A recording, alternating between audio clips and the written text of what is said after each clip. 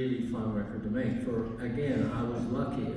It's sort of a cheat because Richard and Linda's manager, didn't really like me very much, and they'd been cut loose by Chrysalis Records, and I wanted to sign them to Hannibal, and he said, "We're not signing with a little indie like you, and we're going to make it. We got to deal with Hugh Murphy and what's his name? Stuck in the middle with you, Baker Street, Jerry Rafferty and Hugh Murphy." And I said to Richard, I said, "You know, I don't think you're gonna like that. I think their way of making records is not your way of making records." They were very pop, layering things up, you know, doing things step by step. And Richard likes playing live. And he said, "Well, I think it'll be a challenging experience, interesting experience. I want to have this experience." "Okay, Richard." And then, of course, it turned into a train wreck and didn't work, and he hated the process and hated what was coming out of it, and hadn't signed the contract. And so, at a certain point, he and Dave Pegg and Dave Matix and Simon Nickel and Linda just walked across the street to Hannibal Records, and we went in the studio, and they already knew the songs.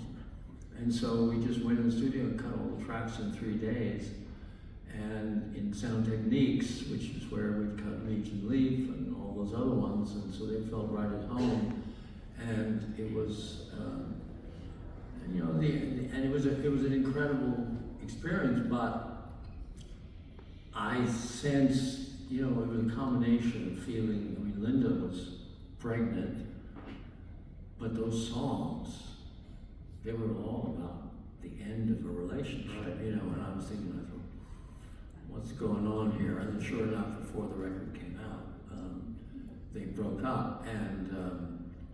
And again, Joe Lustig, the manager, my adversary, you know, may he rest in peace. I called up and I said, we had this great American tour booked. And I called him up, and he called me up and he said, "Well, you know, Linda can't possibly go on the tour in these circumstances." And I said, "Really?"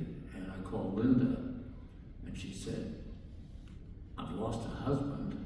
I'm damned if I'm going to lose an American tour as well." And she said, "You got to pay for me to have a girlfriend come with me, so I'm not just the girl with the guys. And if you do that, I'll do the tour." And she sang like an angel throughout this whole tour.